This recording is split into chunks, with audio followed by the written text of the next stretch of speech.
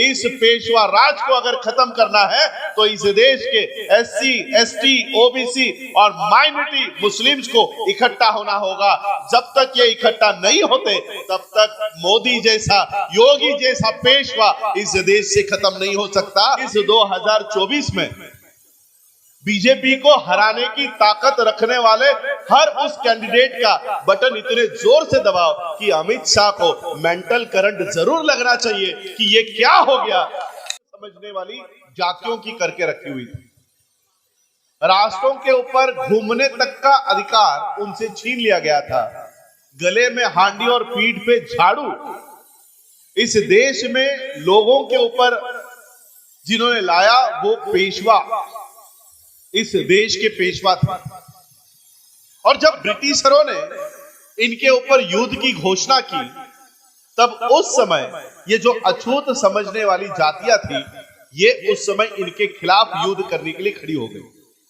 लेकिन क्योंकि दोनों भी भारत के ही लोग हैं तो ये अछूत समझने वाली जो जातियां थी उनके जो लीडर थे, नेतृत्व करने वाले लोग थे, सिद्धनाथ मालना किए सबसे पहले पेशवाओं को जाकर मिले और पेशवाओं से उन्होंने विनती की कि हम आपके खिलाफ लड़ना नहीं चाहते, हम ब्रिटिशरों की तरफ से आपके खिलाफ युद्ध में शामिल नहीं होना चाहते, लेकिन अगर आप हमें मानव होने का अधिकार दे दें, हमारे ऊपर जो निर्बंध आप लोगों ने लाए हैं ये अगर हटा दें, इंसान होने की अगर आप हमें वो अधिकार दे दे तो हम आपके खिलाफ युद्ध में खड़े नहीं होंगे। और उस समय पेशवाओं ने इन लोगों से जवाब में कहा कि हम आपको सुई के नोक के ऊपर बैठे इतने भी अधिकार आपको नहीं देने वाले, हम इतने भी अधिकार आपको नहीं देने वाले। और उस समय इन्होंने तय किया कि हम पेशवाओं के खिलाफ युद्ध करेंगे। 30,000 पेशवाओं के खिलाफ, 30,000 पेशवाओं के खिलाफ सिर्फ 500 अछूत समझने वाली जातियों के लोगों ने हिस्सा लिया। और जब सिद्धनाथ ने ये घोषणा की कि हम पेशवाओं के खिलाफ युद्ध लड़ेंगे, उन 30,000 पेशवाओं में से 2,000 पेशवा वहीं पर भागकर पीछे हट गए कि अगर सिद्धनाथ ये लड़ाई लड़ रहा है तो हमें छोड़ेगा नहीं और इसलिए हम इस युद्ध में भाग नहीं लेंगे। इसलिए 2,000 पेशवा भाग गए।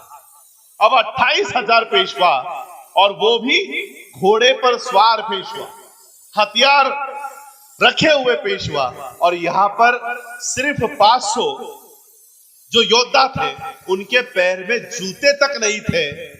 ऐसे लोगों में युद्ध छिड़ा और 31 दिसंबर 1817 के रात को ये युद्ध का प्रारंभ हुआ। पूरी रात भर ये युद्ध भीमा कोरेगांव के नदी के पात्र में ये युद्ध चलता रहा। 28,000 पेशवाओं के खिलाफ सिर्फ 500 अछूत समझने वाली जातियों के लोग लड़े। वो इसलिए नहीं लड़े क्योंकि ब्रिटिशरों को जीतवाना था, वो इसलिए लड़े क्योंकि उनके आत्मसम्मान का ये सवाल था। और आत्मसम्मान के लिए उन्होंने रात भर लड़ाई की और 28,000 पेशवाओं को मार गिराकर पूरे देश से पेशवाई को खत्म कर दिया, पेशवा के राज को खत्म कर दिया।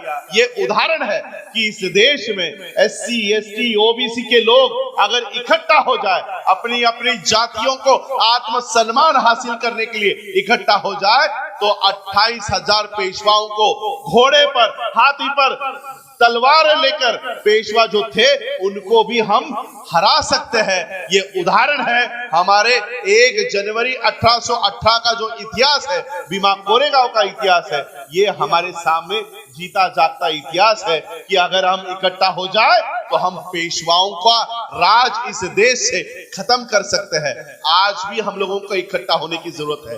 आज भी हम लोगों को प्रशासन से बाहर निकाल दिया गया है, आज भी मीडिया से बाहर निकाल दिया गया है, जुडिशरी से बाहर निकाल दिया गया है। आज भी एक अघोषित पेशवा राज इस देश में कायम हो चुका है।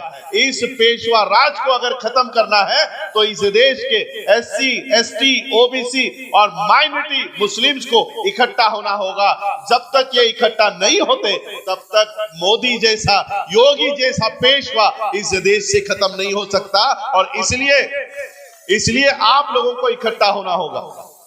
बाबा साहब अंबेडकर आपको जाते जाते एक बहुत बड़ी ताकत देकर गए हैं। ये जो हवा में उड़ने वाले लोग हैं आज इस देश में, कल उस देश में, ये आपके पैर धोने के लिए मजबूर हो जाते हैं। क्यों? क्योंकि बाबा साहब आपको आपके हाथ में वोट की ताकत देकर गए हैं। इस वोट के ताकत का सही इस्तेमाल करना सीखो।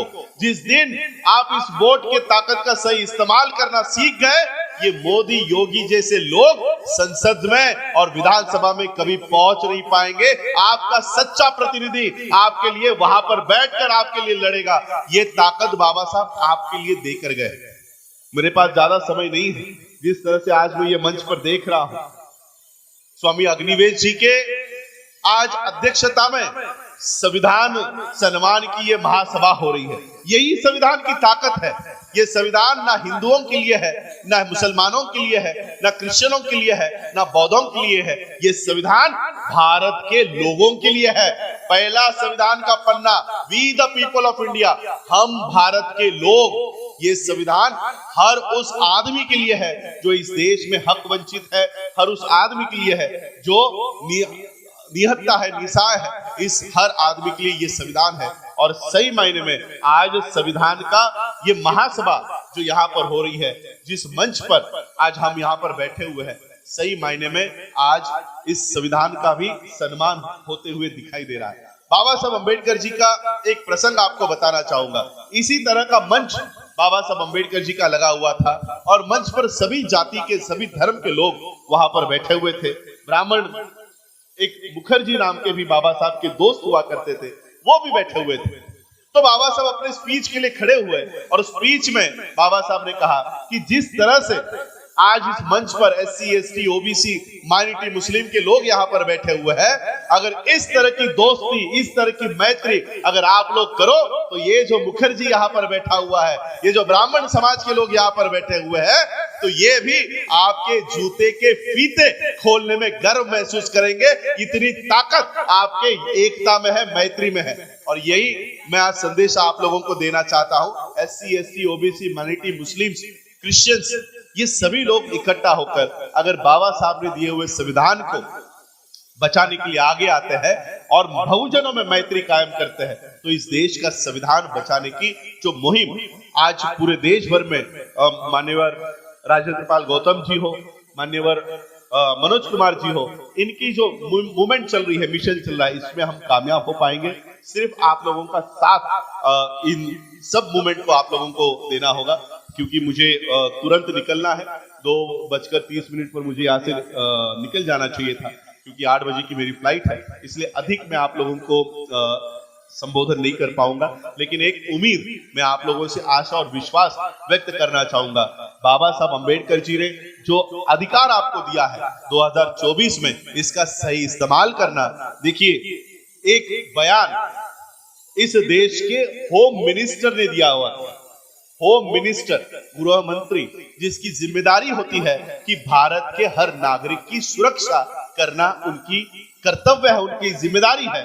वो एक गृह मंत्री भारत का इलेक्शंस में, दिल्ली के इलेक्शंस में ये बयान देता है कि ईवीएम में बीजेपी का बटन इतने जोर से दबाओ कि हर मुसलमान को करंट लगना चाहिए। ये बयान इस देश का होम मिनिस्टर दे रहा है। कौन? जिसके ऊपर भारत के लोगों की सुरक्षा की जिम्मेदारी है।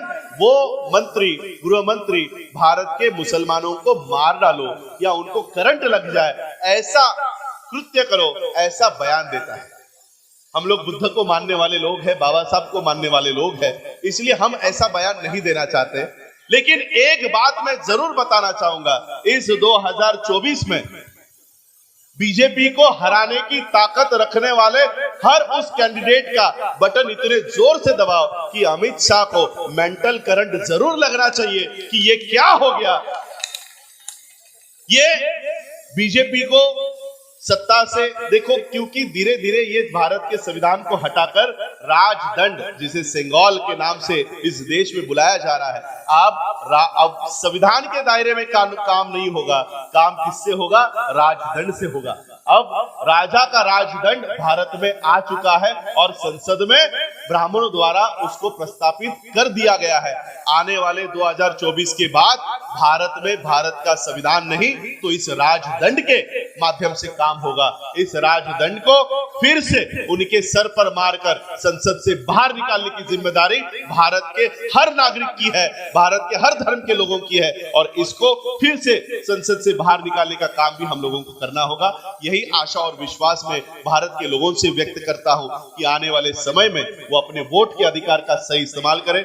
मैं तो यही चाहता हूं, मुझे अभी भी पता नहीं है कि ये राजनीतिक कार्यक्रम है या नहीं है, लेकिन अगर तहे दिल से ये राजनीति में इसका रूपांतर होता है तो मुझे खुशी होगी कि मनोज कुमार जैसे जज अगर इस प्रांत के कैंडिडेट के माध्यम से आप लोगों के सामने आते हैं तो बहुत इस प्रांत के लोगों के लिए ये एक अच्छी घटना होगी। मैं मनोज कुमार जी को भी एक बाबा साहब का किस्सा बताना चाहता हूं कि मैंने अभी सुना कि वो अपनी जज पद का भी इस्तीफा देने के लिए तैयार हो गए हैं। जज पद का इस्तीफा दे रहे हैं। बाबा साहब अंबेडकर जी को जज पोस्ट की अपॉइंटमेंट आई, सिलेक्शन हुआ। बाबा साहब अंबेडकर जी का एक स्पीच है। बाबा साहब कहते हैं, ये मुसीबत कौन अपने गले में पाल के लेगा? सुबह 10 से 5 बजे तक अगर कोर्ट के रूम में बैठा रहा तो मैं मेरे समाज की लड़ाई कब लड़ूंगा? आप अगर मनोज कुमार जी इस जज पद को ठुकराकर समाज की लड़ाई लड़ने के लिए उतर रहे हैं तो हमें उनका स्वागत करना चाहिए कि जज मनोज कुमार जी अब कोर्ट में बैठकर सिर्फ किसी के झगड़े, किसी को न्याय देने का नहीं तो समाज को रास्तों के ऊपर उतरकर समाज को न्याय देने का काम भारत की संसद से करेंगे। ये काम बहुत सराहनीय है। मैं उनकी भी तारीफ करता हूं कि अगर ये स्टेप वो उठाते हैं तो मैं उनके तहे दिल से स्वागत करता हूं। बाबा साहब के परिवार के सदस्य होने के नाते मैं उनके स्टेप का जरूर स्वागत करूंगा कि बाबा साहब के मिशन पे वो यहाँ पर आए। मैं आप लोगों का आभार व्यक्त करता हूं कि आपके समय में से आप लोगों ने मुझे समय निकाल के दिया, आप लोगों ने भी मुझे सुना, उसके लिए आप सभी लोगों का आभार व्यक्त करता हूं और अपनी वाणी को यही विराम देता हूं। आप लोगों ने मुझे सुना उसके लिए धन्यवाद, आभार। जय भीम, नमो बुद्धाय, जय भारत, जय संविधान।